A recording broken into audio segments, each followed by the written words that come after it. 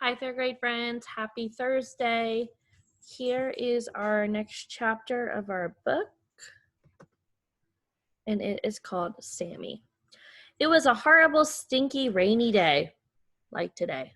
Some rainy days are fun and exciting, but not this one. This one stunk. All the children were wet and wore smelly raincoats. The whole room smelled awful. Ooh, it stinks in here, said Marisa. Everybody laughed, but she was right. There was one good thing, however. There was a new boy in class. New kids are always fun, except no one could even tell what the new boy looked like. He was completely covered by his raincoat. Class, said Mrs. Jules, I'd like you all to meet Sammy. Let us show him what a nice class we can be. Leslie walked up and smiled at Sammy, but her smile quickly turned into a frown. You smell terrible, she said. Leslie, exclaimed Mrs. Jules, that's no way to treat a new member of the class. Mrs. Jules wrote Leslie's name on the blackboard under the word discipline. But he does, Mrs. Jules, said Leslie. He smells awful. You're ugly, Sammy replied. Now, Sammy, that's no way to talk, said Mrs. Jules. Leslie's a very pretty girl. She's ugly, said Sammy. Allison spoke up. Well, you smell terrible and are probably even uglier, but nobody can see you because you're hiding under that smelly old raincoat. That will be enough of that, said Mrs. Jules. Now, Sammy, why don't you take off your coat and hang it in the closet? Let us all see how nice you look. I don't want to, you old windbag, said Sammy. That's because he's so ugly, said Leslie. I'm sure he's quite handsome, said Mrs. Jules. He's just shy. Here, let me help you. Mrs. Jules took off Sammy's raincoat for him, but underneath it was still another raincoat, even dirtier and smellier than the first one. They still couldn't see his face. Ugh, now he smells even worse, said Marisa. You don't exactly smell like a rose either, Sammy replied.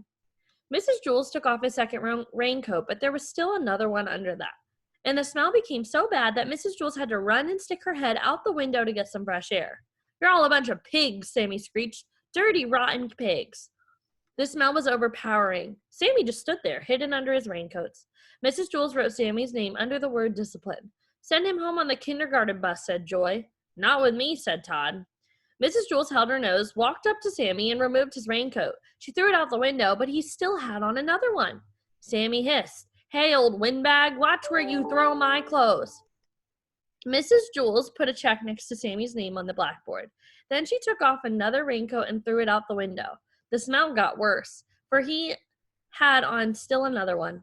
Sammy began to laugh. His horrible laugh was even worse than his horrible voice. When Sammy first came into the room, he was 4 feet tall, but after Mrs. Jules removed 6 of his raincoats, he was only 3 feet tall, and there were still more raincoats to go. Mrs. Jules circled his name and removed another coat. She threw it out the window.